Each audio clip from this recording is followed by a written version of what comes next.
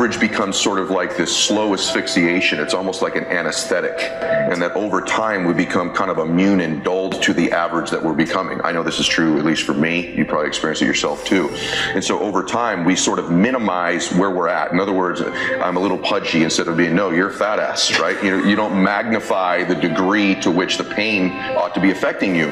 And so really what he means in that is, listen, you're going to get out of your life what you'll accept. That's really difficult for people, I think, to understand is, look, what you think you're worth and what you're going to tolerate is absolutely what you're going to bring into your life and what the outward part of your life is going to look like. And so I live by that. Like, I let myself sort of feel the pain and the difficulty of being not where I want to be in whatever that area is, whether it's my spirituality, my relationships, my money. I let myself feel that pain because, as you know, there's two motivators, right? There's the gaining of pleasure, right? Wanting to go get something, chasing the dream, but then there's the avoidance of pain.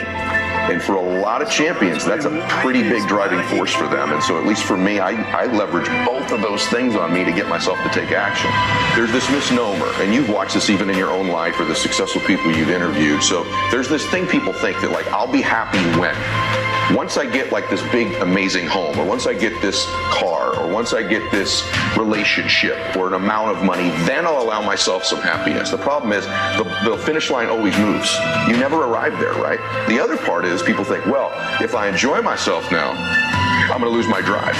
In other words, if I can just wire myself with enough pain all the time, I won't lose my drive or ambition. The truth is, there's no correlation between the two at all. There's no relationship between you feeling complete pain all the time and losing drive. And so I talk about living in a state of blissful dissatisfaction. And really, the best example of that would be like if you've ever, I love a good meal, right? You know, if I bite into a great piece of steak, if you're a steak eater like I am, you take that first bite, it's like complete bliss, right? There's no correlation between how great that tasted and your lack of desire for the next bite. In fact, that bliss causes you to want more of it.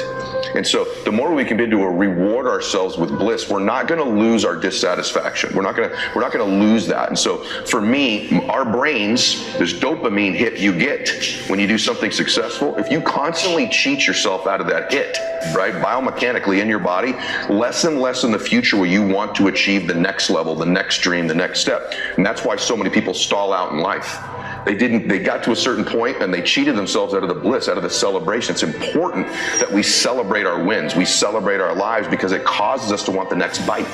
It keeps us hungrier, not the reverse. And so for me, I want to live in a state of being grateful and blissful now, not waiting for some future place or date that may never arise. So that's what it means for me. Yeah.